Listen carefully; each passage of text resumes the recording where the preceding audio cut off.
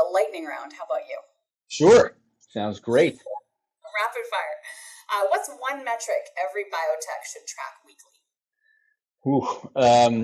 Cash spend. This is where we focus in on that in a major way. So yeah, I think you should know every single bill that gets paid in a given week.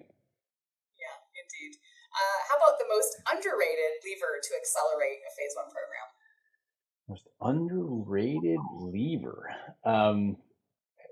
Again, the best way to make things move faster is opening up more sites.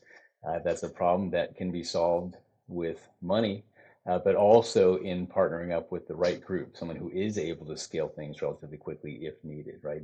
If things are not going as rapidly as you want that partner who can turn up the juice, turn up the volume in terms of that recruitment side.